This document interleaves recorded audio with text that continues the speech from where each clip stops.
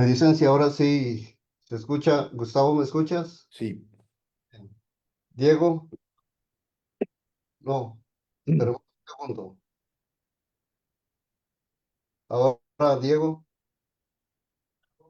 no, espera un segundo. Vamos a ver. Ahora, Diego, sí. Buenos días. Como anunciamos el día de ayer, la actividad de esta mañana la estaremos haciendo de forma virtual. eh, Queríamos contar con la ponencia presencial y la conversación con el doctor Gustavo Morelo, pero por una situación imprevista, pues lo hemos tenido que hacer de esta forma. Igualmente, agradecer mucho a Gustavo, ¿verdad? El acompañamiento que ha tenido para la organización de esta actividad y también la... de- la posibilidad de poder conversar y exponernos esta conferencia esta mañana. El doctor Gustavo Morelos es una de las personas expertas en investigación sobre lo religioso en América Latina, ¿verdad? Tiene muchas investigaciones sobre esta temática y sin duda nos ofrecerá una perspectiva bastante pertinente e interesante, ¿verdad? Y también retadora sobre cómo está viviéndose las dimensiones de lo religioso a nivel de latinoamericano.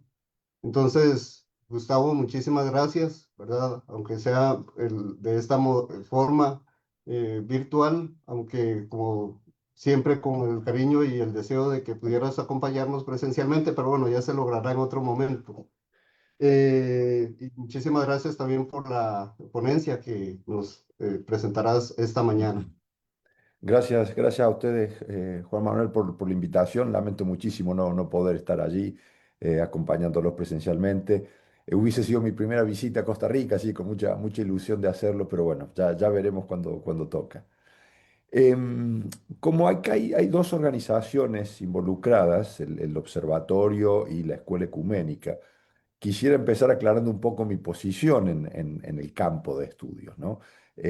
Soy sacerdote jesuita, pero no hago teología, pero tampoco soy un investigador neutral respecto de lo religioso. O sea, lo religioso yo creo que es un objeto de estudio que impide la neutralidad. O sea, todos abordamos la religión de una posición u otra, o creemos o no creemos. Se hace muy difícil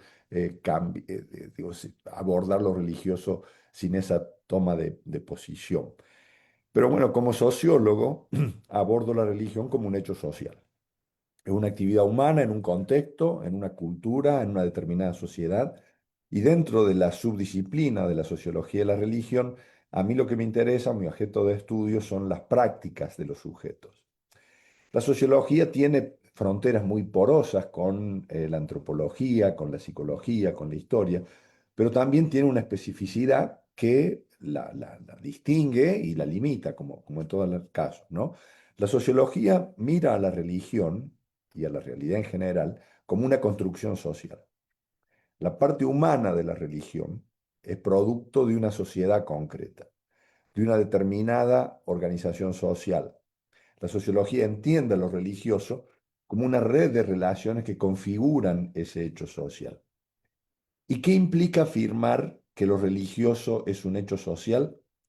Que cuando la forma de organizar la sociedad cambia, la conformación religiosa, los modos, las ideas religiosas de esa sociedad también van a cambiar. Desde 1950 hasta ahora, la vida social, y tomé 1950 como para tomar la mitad del siglo pasado, pero uno podría tomar otro periodo si quiere, pero las formas de vida social de América Latina han cambiado. La forma de vivir, de trabajar, de estudiar. Por ejemplo, no seguimos contando como hogar a los núcleos formados por un matrimonio heterosexual casado con al menos dos hijos, que era lo típico en 1950. Hoy, en Costa Rica, 4 de cada 10 hogares son monoparentales. En 1983, en Costa Rica, la mayoría de las madres primerizas eran mujeres casadas. Hoy no es así. hay menos matrimonios civiles y religiosos. La tasa de natalidad de nativos en Costa Rica es 1,1, si le sumamos migrantes 1,3 cada 100 habitantes. Y el 62% de los hogares de Costa Rica tiene mascotas, algo que ni siquiera se medía hace 50 años. ¿Mm? Eh, Tampoco escudriñamos la afiliación a los partidos políticos para evaluar la salud de la democracia. No asociamos más que si los partidos políticos tienen más o menos afiliados, la salud democrática de un país va a ser más o menos buena. No asumimos más que quien lee los diarios es una persona informada. La mayoría de las personas siguen las noticias de reposteos en las redes sociales. La forma de trabajar también ha cambiado. El 70% de Costa Rica trabaja en servicios y comercios, solo el 30% lo hace en industria y agricultura, números casi inversos de lo que era a mitad del siglo XX. Entonces, si las formas de producción y reproducción han cambiado, ¿por qué pensar que lo religioso se tiene que mantener igual? La encuesta que presentaron ustedes nos dice que el 93%, para el 93% de las personas, la fe ha sido inculcada en las familias.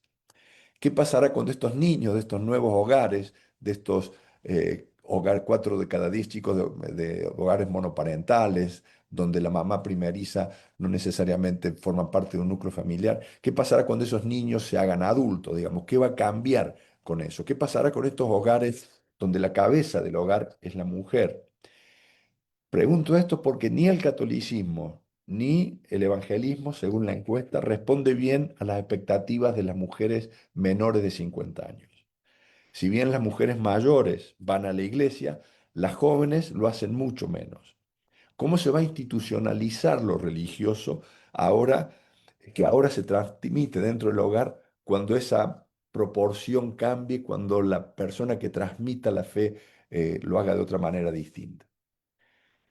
Esto como para introducir a lo que estamos, de lo que estamos hablando, a dónde quiero llegar, digamos, ¿no? Esta conexión entre un cambio de vivir la sociedad y un cambio en lo religioso, que no se puede seguir pensando que si las formas de producción y reproducción cambian, las formas de religión van a ser las mismas. En las mayorías de las conversaciones sobre el panorama religioso latinoamericano, la discusión gira en torno a la secularización. Con Cristina hemos criticado esa idea, hemos conversado mucho sobre esa idea. En general, la mayoría de los académicos latinoamericanos yo creo que coincide en que hay más religión de la que parece. El problema es que lo que se mide, que es asistencia, sin duda ha declinado. Pero otra vez, no seguimos midiendo hogares de la misma manera, no seguimos midiendo trabajo de la misma manera. La asistencia al templo se midió por primera vez en el Reino Unido en 1851, en una coyuntura donde el anglicanismo tenía que juntar fondos del rey, necesitaba que el rey sostenga el culto, y había una escisión. Entonces, las dos escisiones anglicanas tratan de buscar, de reclutar la mayor cantidad de gente posible. Pero como el rey sostenía todas las religiones, musulmanes, hindúes y judíos también son obligados a ir esa semana, obligados entre comillas, a ir esa semana al culto para mostrar el número que eran. O sea, religiones que no requieren ir al templo, se tuvieron que anglicanizar para tener el mismo registro que el resto. En 1937, Gallup usa por primera vez lo de asistencia al templo en Estados Unidos, un momento del optimismo industrial, del fervor anticomunista, del triunfo en la Segunda Guerra Mundial y después de la Guerra Fría, del American Dream, de la familia heterosexual blanca con niños que vivía en un barrio blanco, o de la familia de color negra que vivía con niños negros en un barrio negro y que iban a las iglesias blancas o negras, súper segregadas.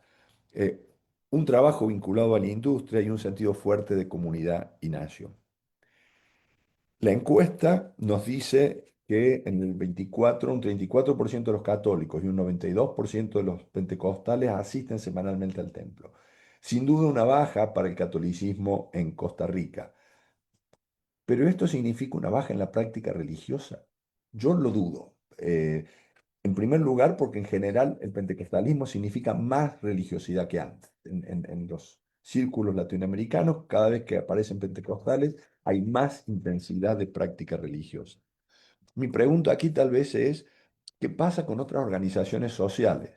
¿Qué pasa con organizaciones que no son religiosas, como los partidos políticos o las ONG? ¿Siguen las instituciones religiosas canalizando, las instituciones tradicionales, perdón, políticas, canalizando la vida pública costarricense? No conozco tanto el sistema de partidos de Costa Rica, pero estamos asistiendo en muchos lugares en América Latina a la crisis de los partidos políticos tradicionales. Entonces, me interesaría, o por ahí podríamos conversar sobre cómo está eso en Costa Rica. La asistencia a la iglesia es un parámetro problemático para medir religión en América Latina, desde los tiempos coloniales. Nunca hubo la oferta de misas dominicales que se supone, la oferta siempre fue irregular. En muchas regiones se le ha dado mucha más importancia a la fiesta patronal, fecha en la que el sacerdote visitaba el pueblo y hacía las misas, los bautismos, los casamientos, las confesiones. Yo creo que tenemos que buscar otras prácticas religiosas que tengan que ver con modos en que nuestra sociedad produce y reproduce lo religioso. El problema es cómo estudiar las prácticas que se hacen y no cómo estudiar las prácticas que no se hacen, ¿no? O sea, muchas veces estamos midiendo las cosas que no se hacen en América Latina. La sociología de la religión ha enfatizado el componente institucional e intelectual de lo religioso por encima de las prácticas. En todo caso, la teoría de la secularización no explica por qué la religión no ha disminuido en nuestra región. Si miramos, Pew en 2014 decía que en América Latina, en 1910, o sea, más de 100 años atrás, el 95% de la población creía en Dios. La encuesta de ustedes mide que hoy en Costa Rica el 96% de la población cree en Dios. Entonces ahí, digamos, no hay disminución de lo religioso. Los diagnósticos que presuponen una disminución inevitable de la religión no están dando cuenta de lo que pasa. Y creo que lo que hay que explicar en América Latina entre nosotros no es la escasez, sino la abundancia de lo religioso que desborda las estructuras tradicionales. ¿Esto significa que todo sigue igual? No, por supuesto que no. Estos mismos datos que ustedes proponen muestran cambios importantes. Hoy las personas tienen más opciones y quieren cambiar de religión. E incluso está socialmente aceptado abandonar las instituciones religiosas. Yo me pregunto si en la encuesta que hicieron ustedes antes, tenían mucha gente que se definía como religioso, tal vez, pero por miedo a decir que no estaba afiliado a una institución. O sea, la presión social era, tú tienes que decir que eres parte de una confesión religiosa. La población que se identifica en América Latina como católica es alrededor del 70%. Judaísmo, Islam, cristianos ortodoxos mantienen en un 3%, y los protestantes, en general históricos, evangélicos, como sabemos, pentecostales son la gran mayoría, un 20%, y los no afiliados en América Latina, en general, un 8% del total. Esta pluralización religiosa de la vida comunitaria y familiar es de la vida religiosa, ha afectado la vida comunitaria y familiar de muchas personas. En Costa Rica me llamó la atención, todas las denominaciones, incluso los sin religión, pierden gente respecto a la religión de crianza.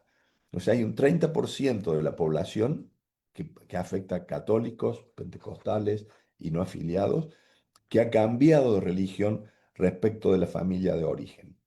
Y esto yo creo que nos dice dos cosas. Una, a la que volveré después, que la religión es una búsqueda, es un work in progress, es un viaje más que un destino. Y lo segundo que me parece importante si lo comparamos con Europa es que la diversidad religiosa en América Latina, la pluralidad religiosa de América Latina, no significa diversidad racial.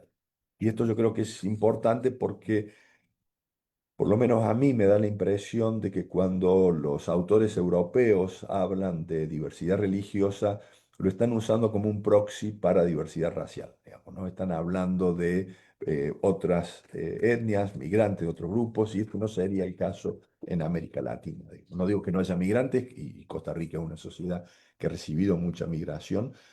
Lo que estoy diciendo es que no es lo mismo hablar de pluralidad religiosa en ese sentido. La pluralidad religiosa en Costa Rica afecta la propia trayectoria del sujeto. Las generaciones más jóvenes de los costarricenses son más diversas. Por lo que pude ver es casi un tercio, ¿no? Hay un tercio católico, un tercio protestante y un tercio sin religión, pero siguen creyendo.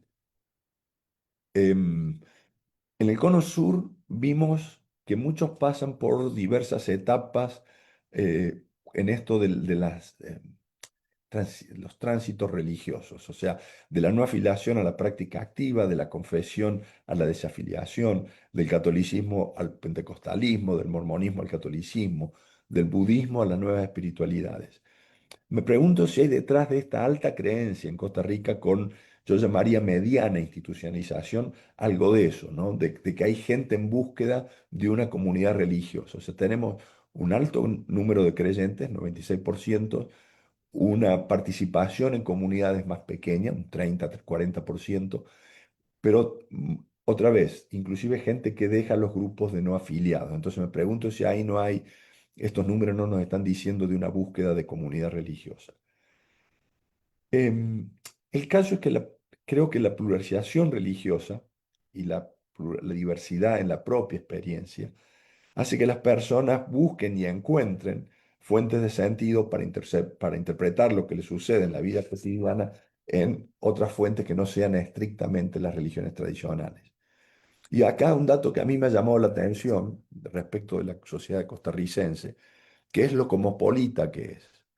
De 5 millones de habitantes, 5,3 en lo que encontré, 1,2 son 25%, un 20% de la población sale del país mensualmente. O sea, hay un 20% de los costarricenses que se van fuera del país mensualmente. Y 2 millones de turistas, casi la mitad de la población, 2,5 millones de turistas que la visitan. Y no me extrañaría, no hay todavía, y tal vez en la próxima encuesta podría recuperar algo de eso, que la religiosidad local se nutra de estas experiencias internacionales, no tanto por los visitantes que llegan a Costa Rica, como por los costarricenses que tienen experiencias de otras religiones o de otra vivencia religiosa fuera del país. Em, esto, estos flujos, estos cambios, no significa que los sujetos no se relacionen con tradiciones y organizaciones religiosas. Por eso muchas veces hablamos de autonomía y no de independencia, porque las instituciones siguen teniendo un rol de generar, de circular, de aprobar o rechazar símbolos, prácticas y creencias. Sin embargo, las personas participan en ese proceso, no son receptores pasivos y aunque los símbolos, las creencias estén ahí, aceptan, buscan, cambian, conservan. El criterio yo creo que es siempre que los ayude a conectar con lo divino. O sea, las personas van a hacer lo que sientan que los ayuda a conectar con esa realidad. Creo que esto explica un poco también en los números de las encuestas de ustedes de los jóvenes católicos que no van a la iglesia en Costa Rica. Me llamó la atención eso, o sea, ¿por qué se dicen, qué hacen si no van a la iglesia? Digamos, ¿qué es lo que hacen estos jóvenes? Según la encuesta, un 76% comulga, me pareció un número altísimo, teniendo en cuenta que no van a la iglesia. Un 40% confiesa, un sacramento también más desafiado, en riesgo, si querés, y el 80% reza el rosario. ¿No? Me pareció un número muy alto de práctica religiosa. Por supuesto, no me sorprende que todos los jóvenes en general confían en las redes sociales más que los adultos. Son más tolerantes con la homosexualidad, con el divorcio, con las relaciones prematrimoniales, con matrimonios sin hijos.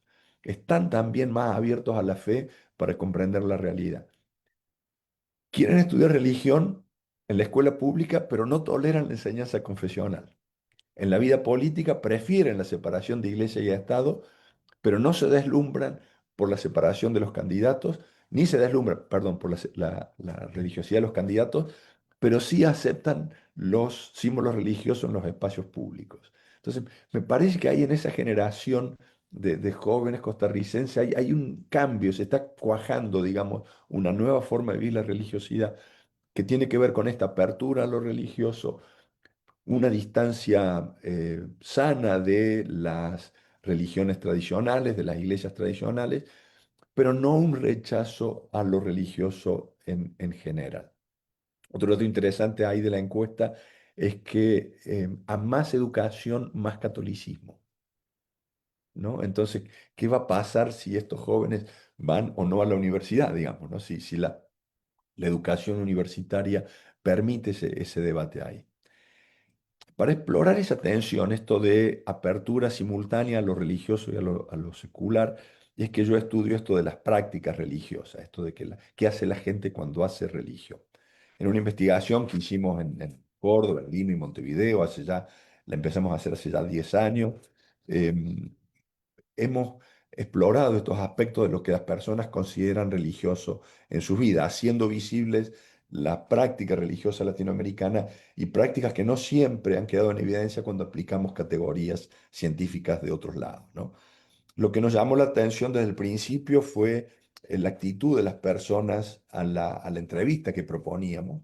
Y esto parece anecdótico, ya lo voy a atar al final con lo que quiero decir, pero las personas querían hablar desde el principio. Las entrevistas que fueron hechas por investigadores, fueron un espacio de reflexión e introspección personal inusual en la vida cotidiana. Muchos mencionaron que no hablan de religión ni con la familia, ni con los amigos, ni con los ministros religiosos. Por eso querían conversar sobre el tema con el entrevistador. La entrevista fue una forma de legitimar, de explicar lo que hacen, de justificar por qué hacen lo que hacen. Nosotros interpretamos que ese deseo tiene que ver con la carencia, incluso dentro de las iglesias, de un espacio para conversar libremente sobre lo religioso. Y acá viene mi punto. Las personas hablaron con comodidad de sus dudas, un hecho que presenta problemas a las metodologías que enfatizan lo que las personas creen. O sea, nosotros cuando vamos a preguntar muchas veces, Piu de hecho preguntaba si las personas creen en la transubstanciación. Preguntó con esas palabras, ¿creen en la transubstanciación? La mayoría de la gente le dijo no, digamos, no, no sé de qué me está hablando, digamos, ¿no? Pero entonces, esto de medir la conformidad de la creencia, cuando en realidad la experiencia religiosa es de búsqueda, es de falta de certeza, es de creer en ciertas cosas y en otras no tanto, no es de haber alcanzado un destino de claridad dogmática, sino de un work in progress, de ir viendo qué es lo que voy creyendo o cómo me van cerrando las creencias a lo largo de mi vida. Yo creo que algo de eso hay en la encuesta esta en Costa Rica. Hay una búsqueda, hay más preguntas, hay un grupo en tránsito que no se conforma con lo que tiene. Esta transición de la religión de creencia, de crianza a la nueva religión, me parece que tiene que ver con eso. La religión que se practica es una construcción, una obra en construcción más que una arquitectura terminada, un viaje más que un destino. La trayectoria en la que las personas van guardando elementos de diferentes tradiciones, juntando elementos de diferentes tradiciones, modificándolos, reconfigurándolos, resignificándolos. De algún modo esto refleja en lo personal la historia religiosa de América Latina. Una historia que está en construcción, que no es estática y que interactúa con las realidades políticas y sociales. Y acá entro el tema en el que he trabajado los últimos años, que es el de la religión vivida, digamos, ¿no? Estas prácticas religiosas que tienen que ver con esa forma en que la gente va construyendo lo religioso. La religión vivida por los sujetos es desprolija, es multifacética, es ecléctica, se expresa en prácticas diversas donde se involucra cuerpo y emoción, no solamente lo intelectual.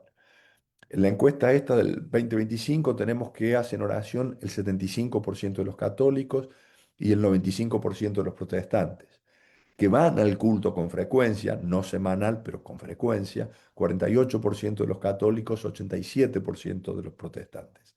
Y leen material, 31% de los católicos, casi el 70% de los protestantes.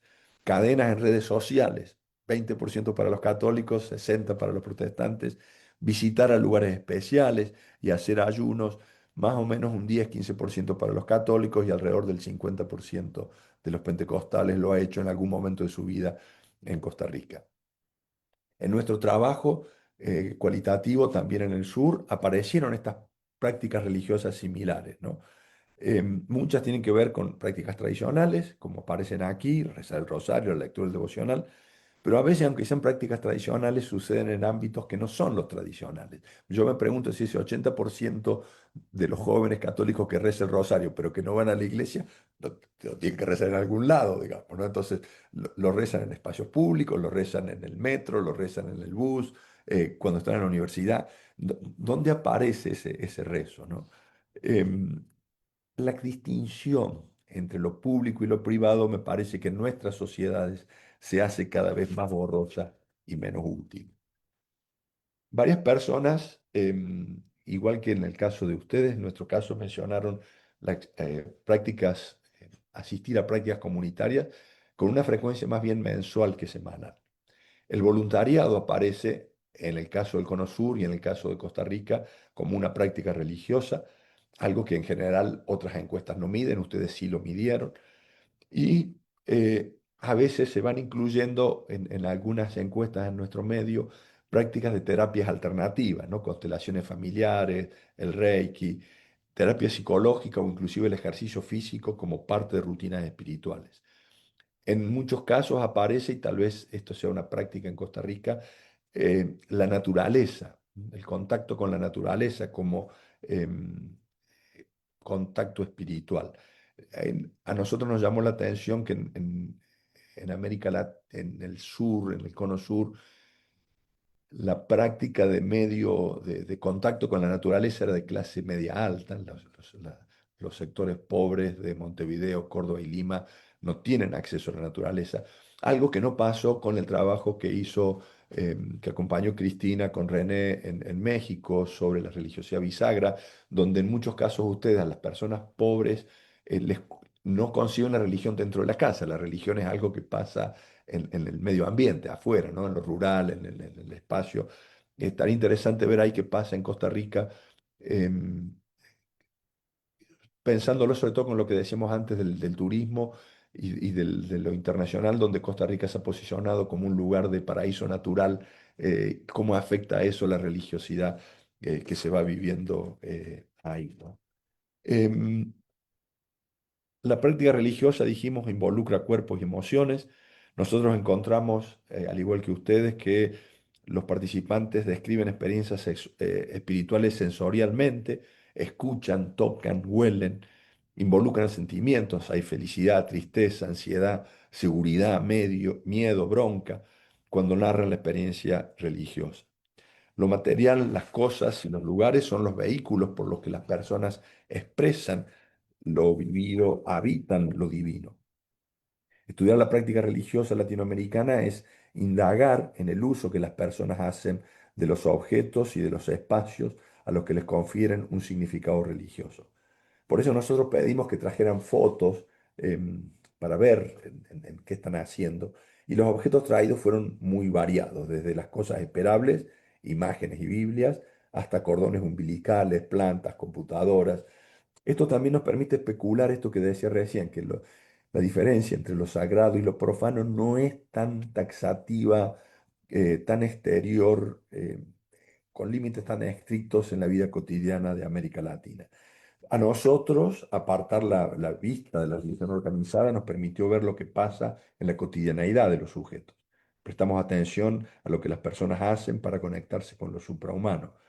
Vimos que en América Latina la religión se practica en los hogares, en las calles, en el lugar de trabajo, en cualquier momento. La religión es un ámbito donde los sujetos ejercen autonomía y creatividad. Vimos que en la capacidad de los actores para producir y expresar significados religiosos en la vida cotidiana. Las actividades religiosas son, como dijimos entonces, una actividad cultural que va más allá de cualquier individuo dado. Y esto me parece importante destacarlo. La práctica religiosa, incluso si es personal, es una construcción social.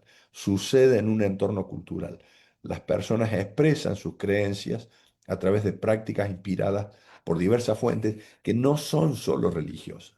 Y que eso cada vez creo que hay más alimentación, más transmisión de prácticas que no vienen de autoridades religiosas, pero que terminan influyendo la religiosidad de las personas. Incorporan símbolos que están condicionados por el nivel socioeconómico y que los individuos adaptan y mezclan. Nadie reza solo. Incluso en la privacidad de la conciencia, al repetir palabras aprendidas, se está siendo tributario de una comunidad. Costa Rica nos dice que el 40% de los evangélicos y el 30% de los católicos hacen prácticas comunitarias. Los costarricenses van a las iglesias a hacer otras cosas, porque esto no es asistencia al templo, esto son las otras cosas que la gente hace en las iglesias. Yo creo que ahí también estamos frente a algo nuevo, ¿no? Cuando nosotros seguimos pensando que la gente va a las iglesias a rezar o seguimos midiendo la asistencia al templo, los templos, lugares de oración, se transforman en otros centros donde la gente pasa parte de su vida cotidiana, de su vida en comunidad. El hogar, por supuesto, sigue siendo la primera comunidad de transmisión, tanto para continuar como para romper con una tradición religiosa. 9 de cada 10 costarricenses recibió su religión en la casa, madre de padres y abuelos, pero 1 de cada 3 cambió de religión una vez que se hizo grande, incluso los no afiliados. Eso a mí me llama la atención, que los que se criaron no afiliados, 1/3 se termina afiliando a alguna religión. En segunda instancia, nosotros vimos que la comunidad religiosa también tiene un rol en la transmisión de la creencia. Suele ser el primer lugar donde las personas eligen participar en una religión. Hay un lugar de interacción con pares que en muchos casos marca la vida.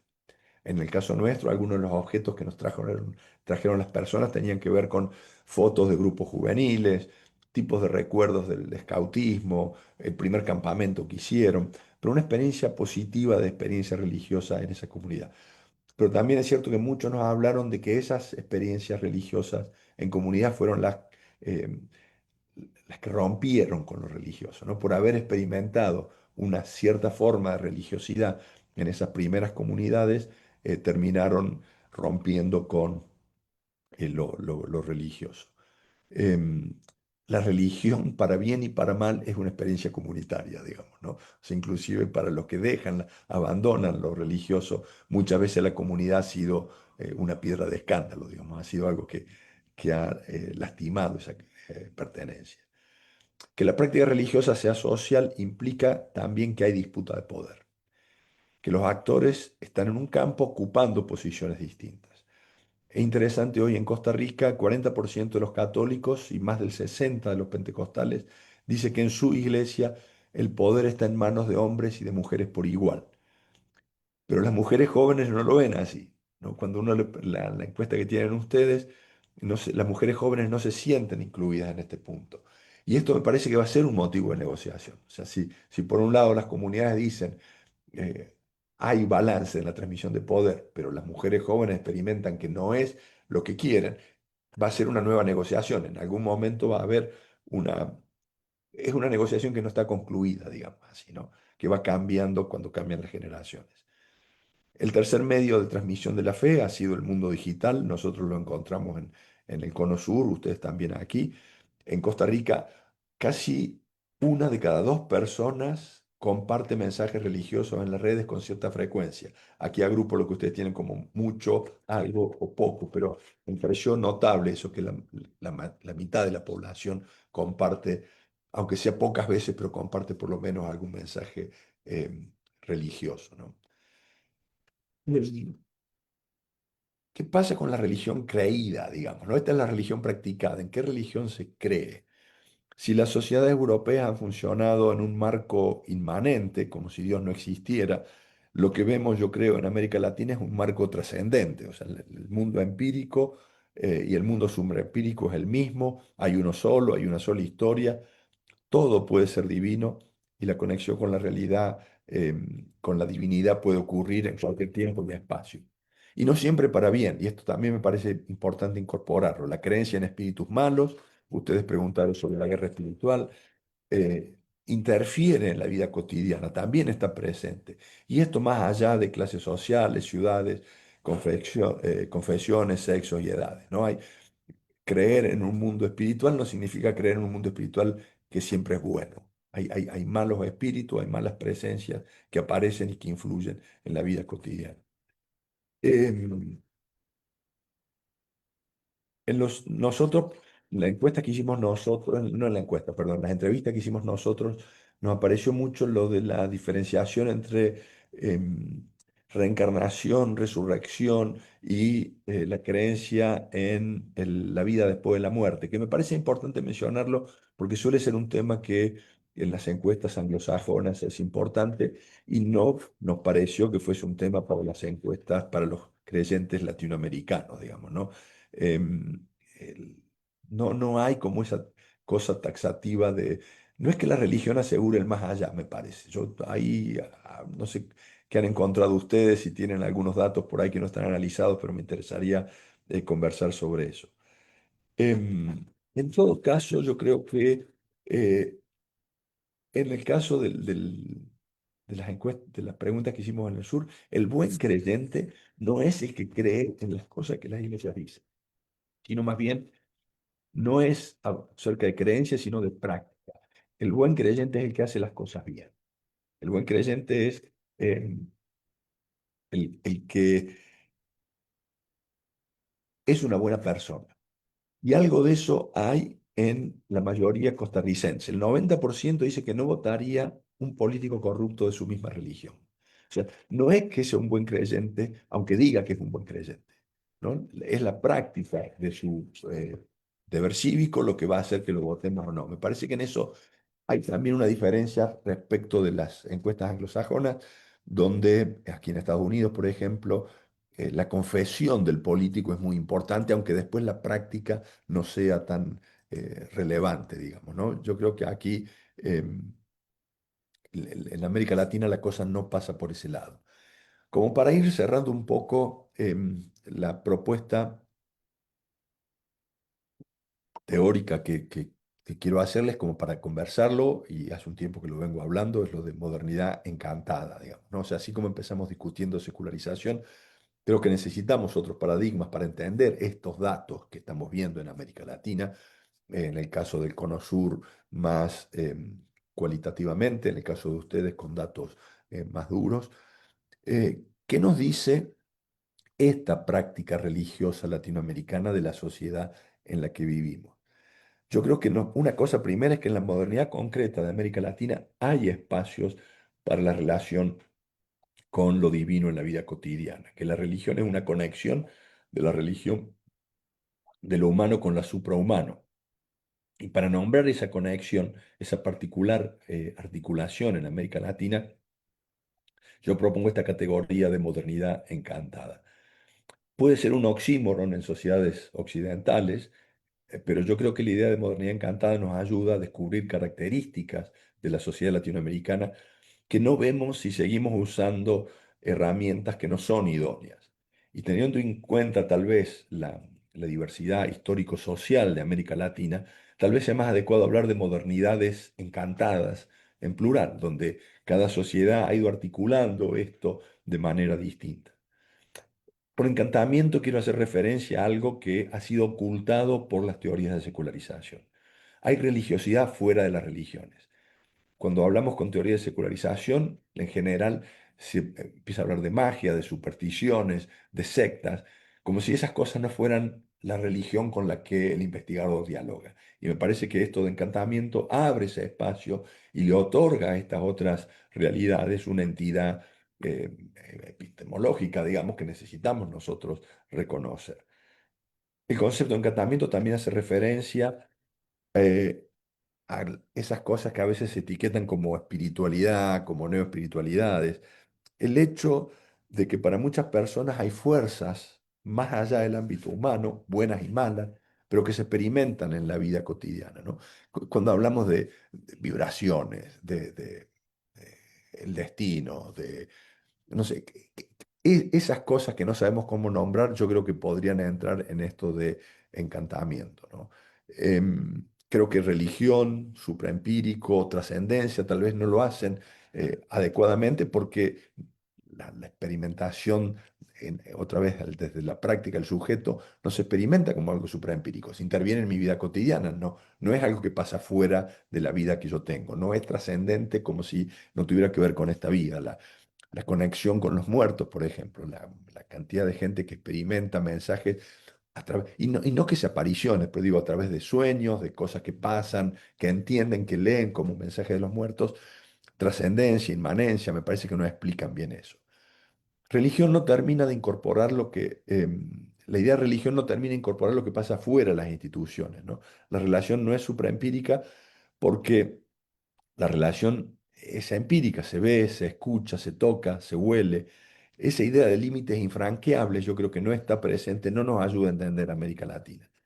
Las relaciones humanas también están encantadas. Si los poderes suprahumanos están presentes en el mundo, cualquier persona puede ser signo de lo religioso, una oportunidad de experimentar lo otro. Em, el latinoamericano yo diría que es un encantamiento que no se repliega a lo privado, sino que se hace presente en la esfera pública. De modernidad, yo creo que es importante también descartar esa otra parte del término de modernidad encantada, porque modernidad no significa la supresión de la agencia, significa que el encantamiento no significa la supresión de la agencia humana. Si la modernidad reivindica ese hecho de la agencia humana. Las intervenciones de lo suprahumano en el mundo están vinculadas a la actividad humana. Las personas buscan oportunidades más que soluciones. El refrán, yo creo, ese a Dios rogando y con el mazo dando, describe muy bien lo que nosotros encontramos en el sur. Que los poderes humanos estén presentes y activos no significa que las autoridades religiosas tengan carta blanca para intervenir en la esfera social como les parezca. Y aquí me parece que la encuesta de Costa Rica nos muestra esto con mucha claridad. El encantamiento no significa el colapso de funciones sociales o la identificación de las culturas religiosas con las leyes del país. eh, las actitudes respecto de divorcios, respecto de suicidio, respecto de homosexualidad en la encuesta de ustedes muestra que los costarricenses, 96% creen Dios, pero se reservan un espacio donde no colapsan las ideas religiosas con la vida social, con la vida civil de Costa Rica. Las personas distinguen espacios donde la autoridad religiosa se escucha. Por ejemplo, en el tema del aborto, me llamó la atención en este contexto de apertura frente a ciertas cosas, en el caso del aborto no. Los costarricenses no les interesa tanto ese tema. Pero en los otros aspectos, otra vez divorcio, suicidio, homosexualidad, están como mucho más, eh, le plantean un límite a la autoridad religiosa. Entonces, por esto lo de modernidad encantada, porque que haya encantamiento no significa que los líderes religiosos puedan manejar la sociedad como quieran. Y que hay encantamiento significa también que hay una presencia de lo religioso mucho más allá de lo que tal vez la discusión sobre el laicismo o algunos de los eh, teóricos del laicismo quisieran creer, digamos, ¿no? Quisieran buscar.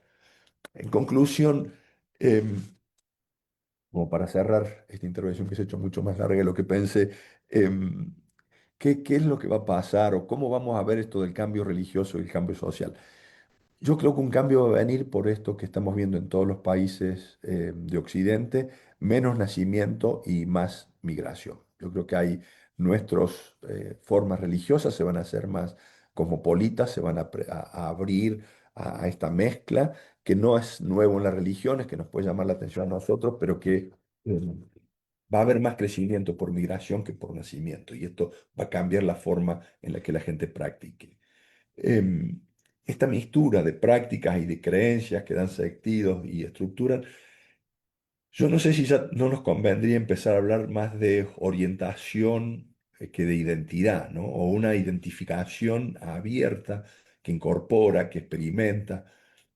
Esto de la religión como un viaje más que un destino. Dios como una pregunta y no como una respuesta.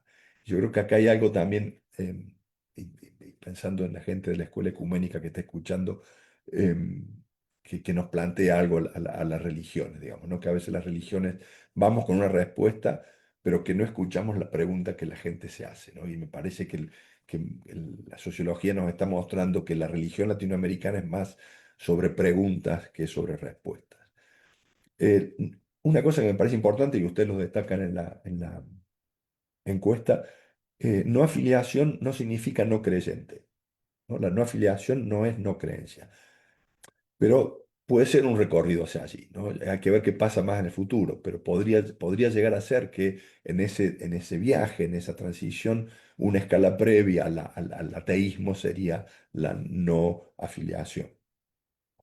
Por supuesto, sabemos que hay formas religiosas y religiones que van a desaparecer y otras que van a surgir, pero sabemos que todas van a cambiar. Porque es una relación humana, lo religioso es parte de la vida social. Si lo social cambia, la religión va a cambiar. Y en esto otra vez, y como para así terminar con esto último, apelo también a lo de la escuela ecuménica, a este otro grupo de colegas que nos están escuchando. Los ciclos vitales han cambiado. Los ciclos vitales de las personas han cambiado. Por supuesto, está el nacimiento, adolescencia, adultez y muerte. Los grandes ciclos vitales desde siempre. Pero han aparecido otras cosas, como cambios de domicilio, cambios de colegio, cambios de grupos de amigos, la partida de los hijos de la casa, la muerte de las mascotas. 60% de los hogares costarricenses tienen mascotas y lo dicen en una encuesta y ha sido tan importante que lo hemos tenido que empezar a preguntar en las encuestas. La muerte de mascotas, la separación de la pareja, irse a vivir solo, el primer trabajo, ensambles familiares, hogares y amistades transnacionales. Alrededor de esos ciclos vitales yo creo que van a empezar a aparecer prácticas religiosas, si no es que ya están apareciendo, y tal vez no necesitaríamos las religiones empezar a prestar atención a eso, ¿no? Ustedes saben, yo estoy estudiando tatuaje hace un tiempo y yo creo que el tatuaje empieza a aparecer en esas intersecciones, ¿no? Entonces, no habrá otras prácticas religiosas que la gente está haciendo y que nosotros no estamos viendo.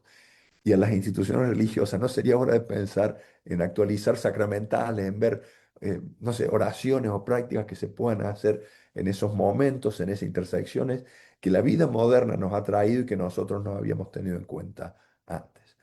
Muchísimas gracias por ese tiempo, por este espacio, por la posibilidad de conversar con ustedes y lamento muchísimo no poder estar en persona allí en Costa Rica. Muchas gracias.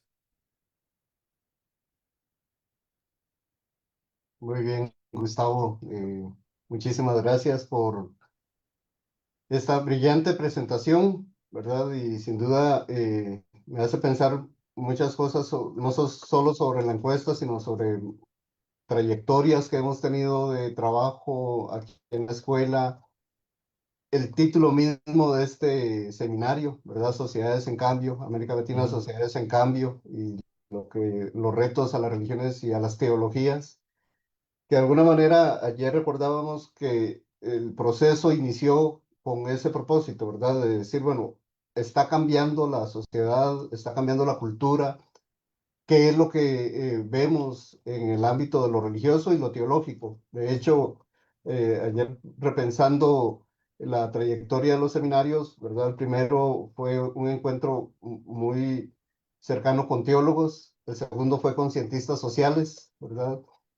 Y después hubo ahí como un periodo intermedio, ¿verdad? Y cuando retomamos ya fue sobre estas encuestas y estos trabajos a partir de datos, ¿verdad? De decir, ujú, bueno, acerquémonos a la población, recojamos datos, veamos qué es lo que está cambiando y gracias por tu lectura, porque también anima, ¿verdad?, a pensar que estamos en buen camino, ¿verdad?, tratando de aportar en esta trayectoria de por dónde va las reflexiones y los análisis sobre lo religioso en América Latina. Sin duda creo que has tocado puntos importantes que de alguna manera eran entre intuiciones o hipótesis que teníamos, ¿verdad? Por ejemplo, el tema de la secularización, la hemos discutido, la discutimos, pero decíamos, no nos permite explicar cosas de América Latina, ujú, ¿verdad?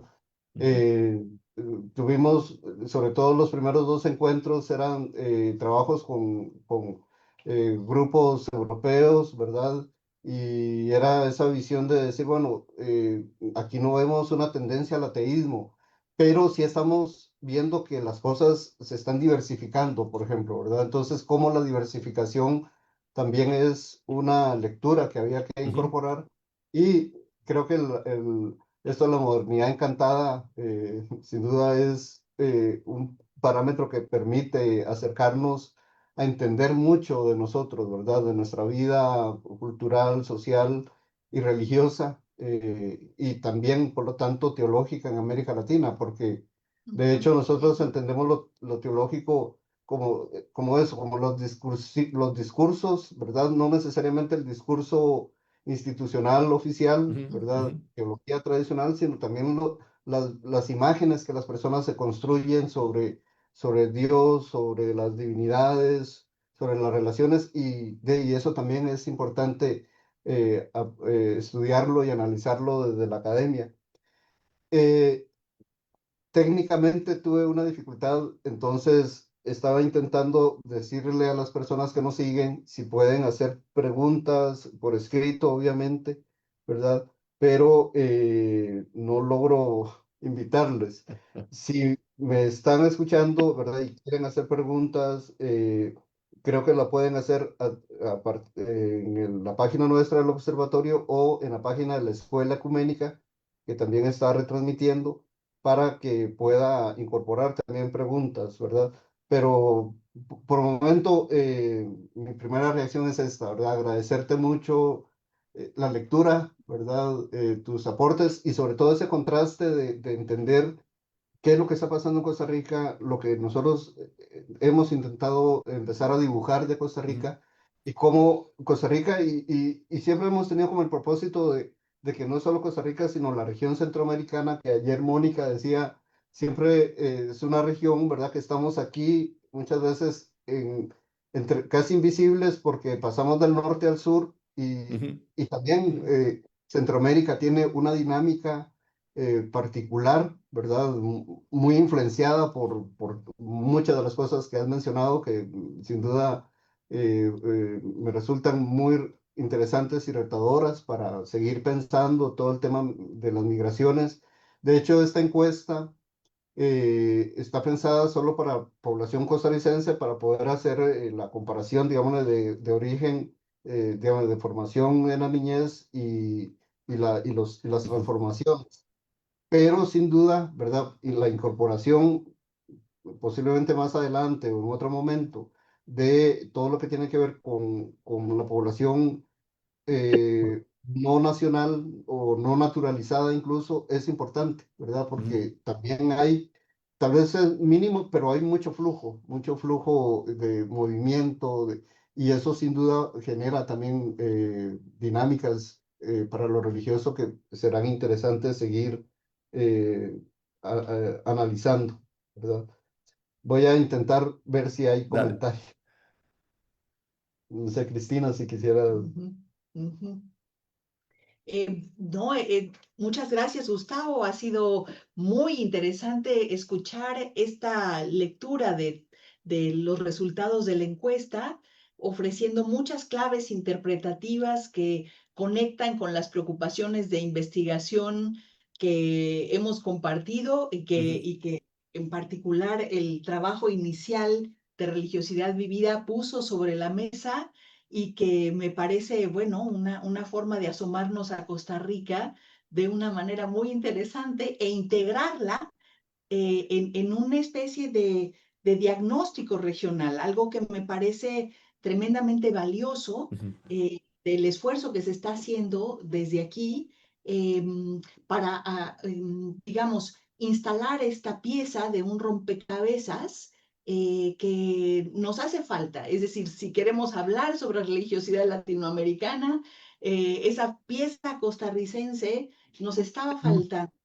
Pero de alguna manera lo que también me gusta mucho de tu intervención es que más allá de la imagen de colocar una pieza faltante en el rompecabezas, me gusta mucho más pensar cómo la producción que ustedes están teniendo, este tipo de lectura a la que tú invitas, Gustavo, en realidad está sacudiendo el tablero del rompecabezas, ¿no? No es una pieza faltante que ya estaba predefinida y solo la estábamos esperando, Claro. sino que su misma colocación pareciera que nos mueve la cosa como la estábamos pensando antes. Y este movimiento es el que me parece como más importante aprovechar en su momentum, ¿no?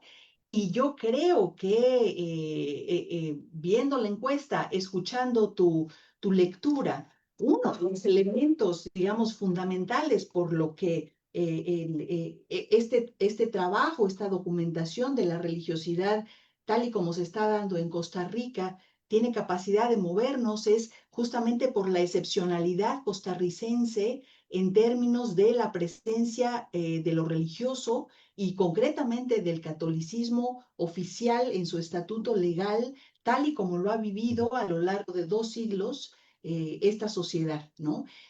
Hay una impronta muy clara, muy fuerte, hay una herencia histórica del catolicismo reconocido como religión oficial, que se puede leer en el espacio público, que se puede leer en las conciencias y que hoy se puede leer muy claramente en su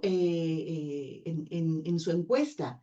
Em, a mí me pareció muy intrigante y me gustaría un poco conversar también con Juan, con las personas que participan, los académicos costarricenses que participan en esta sesión, em, comentar cómo hay una, digamos, reconocimiento de la presencia de lo religioso en el espacio público de una manera que a mí como mexicana me ha impresionado mucho, ¿no? Em, Paseando, digamos, por las plazas de San José, uno ve a los misioneros de distintas orientaciones y de matriz que distingo fundamentalmente como evangélica, con discursos muy fuertes, ¿no? Frente justamente a lugares emblemáticos del culto católico, como puede ser, en este caso me tocó ver la iglesia de la Merced, me tocó ver la catedral, de una forma que a mí me pareció verdaderamente inusual. Esta tolerancia de lo religioso en el espacio público, esta legitimidad de lo religioso en el espacio público, en lo que Jumbel ha denominado como la regulación social de la religión, me parece muy importante. Entonces, me gustaría mucho Ujú. escuchar también esta visión de parte de los colegas costarricenses con quienes nos estamos encontrando hoy. De acuerdo. Eh, Ahora comentamos, solo para decir que ya logro ver los comentarios en Facebook, ¿verdad? Ahora voy a leer algunos porque hay alguna pregunta para Gustavo e invitar a las personas que nos están viendo que puedan poner sus preguntas y comentarios también en el Facebook. Eh, Ahora voy, Gustavo, a leerte los comentarios y preguntas, pero bueno, creo que bueno, este seminario, ¿verdad? Que empezó ayer y tuvimos ya un taller en la tarde, más que taller, una mesa de análisis, como será esta tarde también. Ayer conversábamos sobre la laicidad, ¿verdad? Yo creo que eh, Costa Rica de alguna manera muestra que en estos últimos 30 años se ha generado realmente un cambio, una transformación donde la población costarricense empieza a percibir sin dificultad el tema de la diversidad, ¿verdad? De la diversidad en muchos términos, incluso el tema, las discusiones sobre cuestiones de género, pero sobre todo, por ejemplo, en términos de diversidad religiosa, ¿verdad? Siempre cuentan, ¿verdad?, de las historias de que tal vez en los años 60, 70, a veces había todavía este conflicto de adolescentes que iban a apedrear iglesias evangélicas porque siempre era como el enemigo, digamos, ¿verdad?, o los extraños. Eso hoy día no, ¿verdad? Y creo que lo que dices es la recepción, ¿verdad?, de que es importante el respeto de las otras formas de ver lo religioso en este caso. Ayer comentábamos sobre laicidad y nosotros habíamos hecho un trabajo propiamente sobre el tema de laicidad, ¿verdad? Tanto en periódicos como en las propuestas de gobierno y también acercarnos a qué es lo que opinan las personas. Hicimos Ujú. entrevistas y observábamos ahí, ¿verdad? Que la mayoría de las personas entrevistadas, el concepto de laicidad posiblemente no lo manejan, ¿verdad? Ujú. Conceptualmente, Ujú. no tienen problema, ¿verdad? Con que Costa Rica continúe teniendo un artículo constitucional que reconoce la Iglesia como oficial, a la Iglesia Católica. Pero lo que sí decían e insistían es que es importante el respeto, ¿verdad? De otras formas religiosas, de otras tradiciones, y no solo cristianas, sino de otras religiones. Yo creo que ahí es donde entra, ¿verdad? Toda esta dimensión que fue lo que discutimos con Laura ayer, de cómo se posiciona la dimensión de lo religioso, los signos, los símbolos, ¿verdad? En los espacios Ujú, compartidos, digamos, en los ujú, espacios públicos, ¿verdad? Ayer José Andrés comentaba eso, ¿verdad? La perspectiva de decir, bueno, si hay un propósito de control y de proselitismo fuerte, ¿verdad? Es otra cosa, pero cuando es presencia y participación, no ven problema, ¿verdad? No se ve problema. ujú. Yo creo que por ahí hay muchas cosas que están rondando. Pero ahora volvemos sobre eso. Voy a leer algunos comentarios y creo que hay algunas preguntas para Gustavo. Bueno, primero, felicitaciones a los colegas del observatorio, dicen. Randall Blanco, espléndida presentación del doctor Morelo. Le agradezco mucho por tantas interpelaciones propuestas. ¿Verdad? Randall es un colega que también ha desarrollado un trabajo muy interesante sobre análisis y posiciones del uso político de lo religioso, ¿verdad? Ojalá pueda continuar acompañándonos en las mesas de análisis porque creo que es importante también estas discusiones, ¿verdad? La profesora Katia Castro dice muchas gracias al doctor Gustavo por sus valiosos aportes. Quiero que se refiera un poco más al papel de lo digital en los cambios de las prácticas religiosas. Muchas personas siguen la misa por Facebook. Los grupos evangélicos transmiten predicaciones en sus plataformas. Las mujeres participan en círculos de espiritualidades femeninas en espacios virtuales. Entonces, la colega Katia Castro pregunta sobre eso, ¿verdad? Si tienes más datos sobre todo este papel de la digitalización eh, y los cambios, digamos, en las prácticas religiosas. El profesor Alberto Rojas dice, gracias, don Gustavo, por estos aportes. Nos dejan muchas pistas para pensar e investigar. Y hace una pregunta, ¿qué tipo de acercamiento metodológico y conceptual se necesita para entender una vivencia religiosa en tránsito dentro de una modernidad encantada?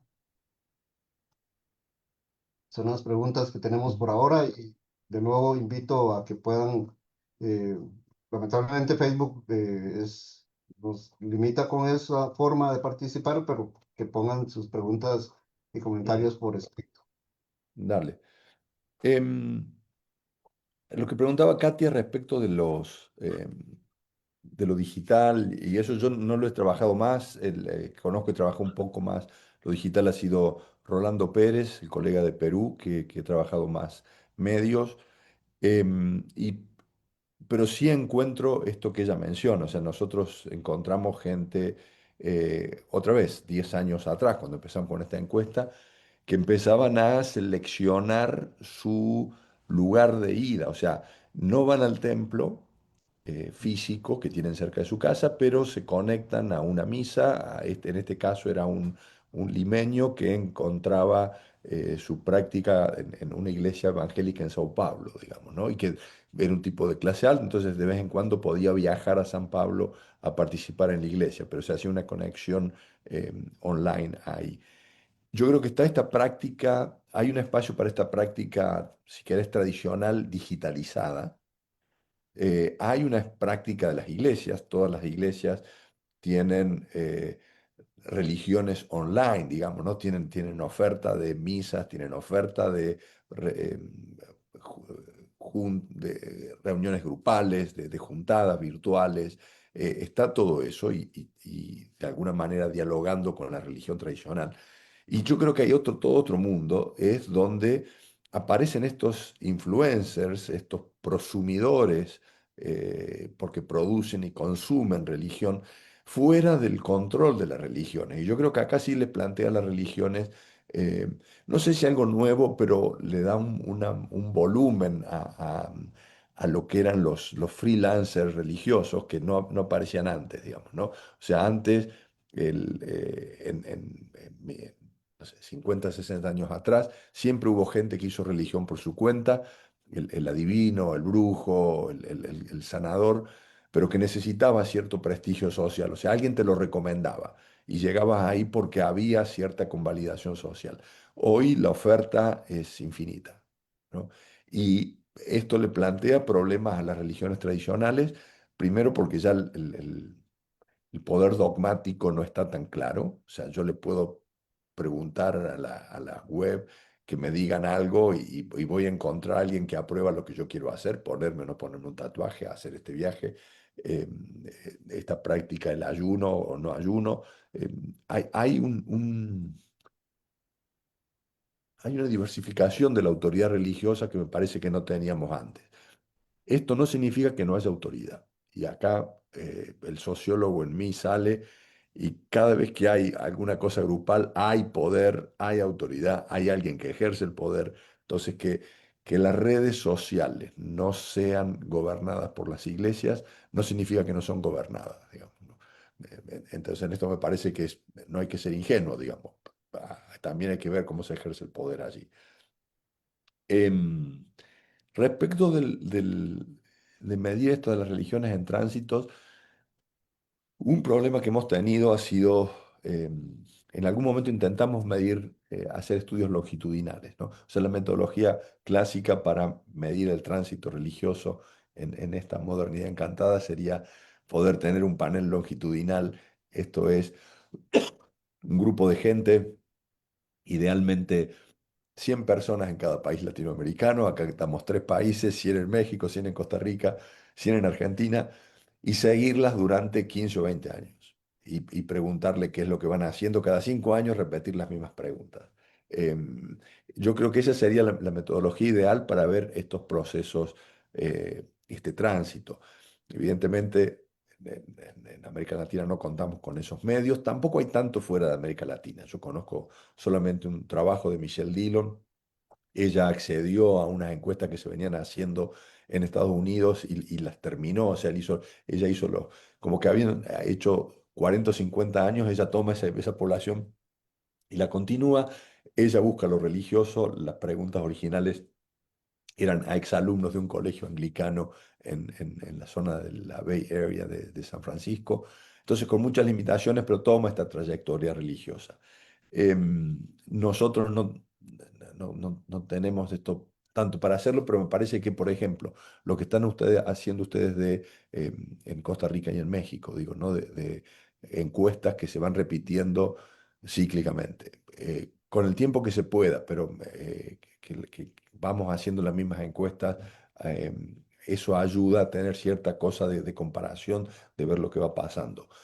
Otra cuestión es que me parece muy importante, Juan Manuel, en esto y en el trabajo que están haciendo ustedes, esto de buscar categorías propias. O sea, yo creo que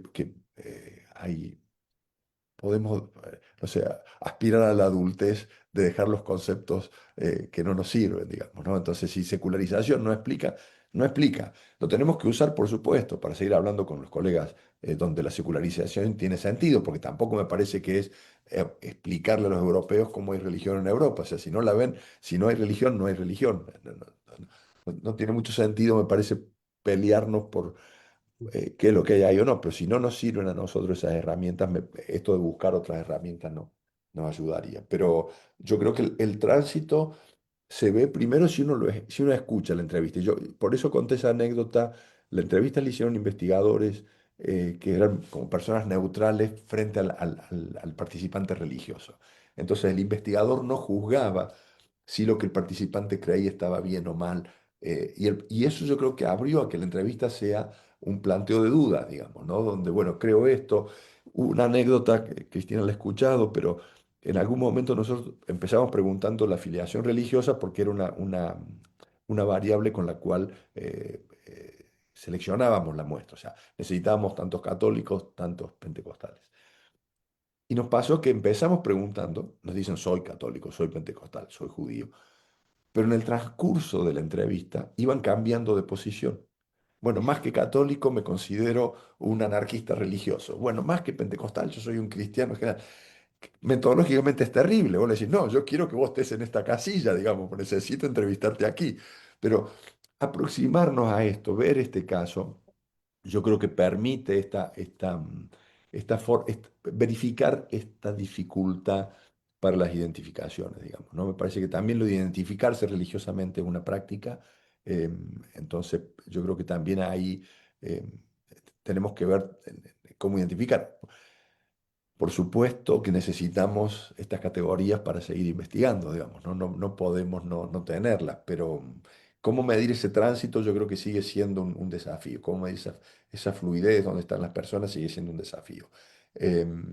Me parece que los métodos quali lo permitirán un poco más, pero los métodos cuantitativos como los que usan ustedes también nos van permitiendo ver estos grandes bloques de a cada tiempo, ir viendo ese cambio, por lo menos en el nivel más macro de la sociedad.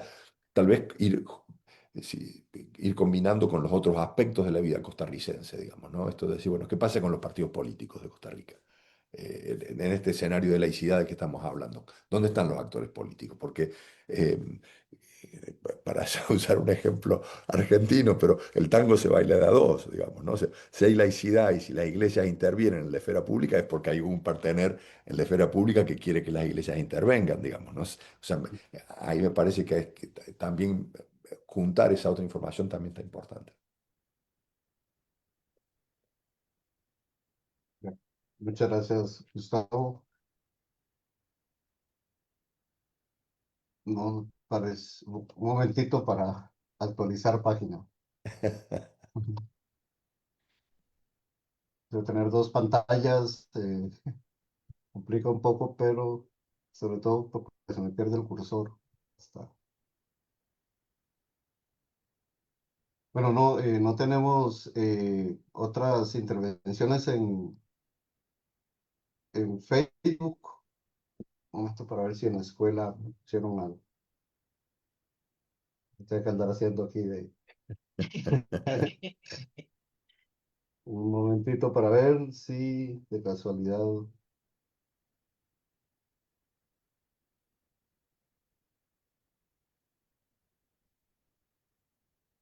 No, tampoco tenemos comentarios ni preguntas ahí.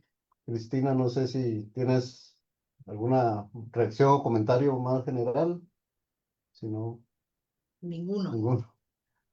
Gustavo, te esperamos aquí en nuestra escuela. Sí, sí, tengo que ir, en algún Pero, momento tengo que ir, no sé cuándo, pero sí, sí, sí, es un compromiso. sí, y no, agradecerte mucho todo, como decíamos, ¿verdad? La confianza, el apoyo, el trabajo que hemos tenido con Gustavo en época de pandemia a propósito de la Ujú. virtualidad, creo que nos permitió mucho, bueno, con Cristina también, ¿verdad? Toda esta interacción, intercambiar.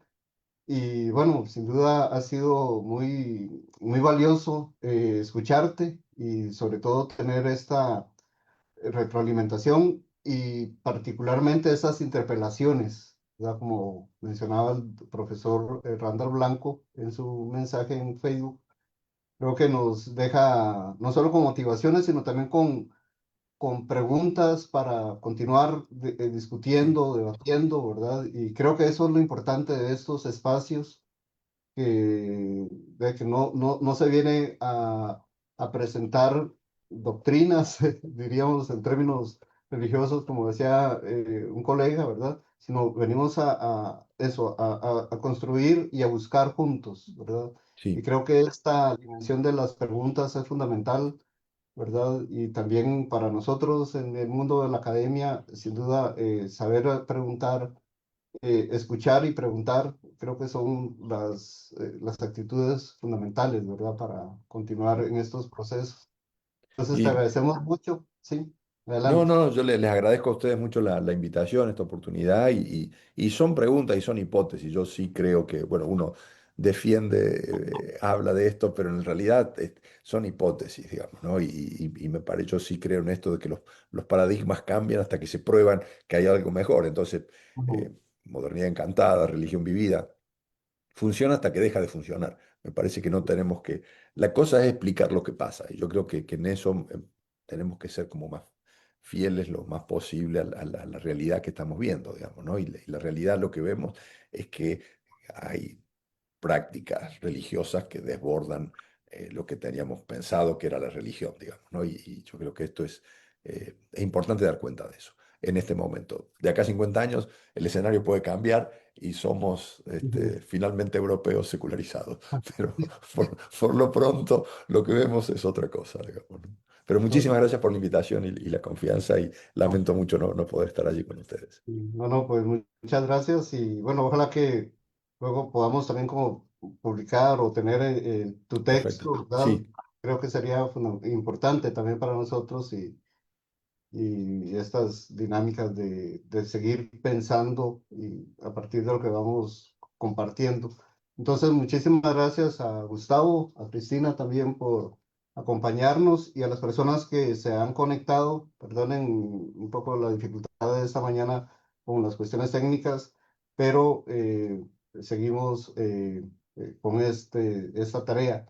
Invitarlos a la mesa de análisis de la tarde, esa es presencial, es aquí en la facultad, en el cuarto piso de la Facultad de Filosofía y Letras.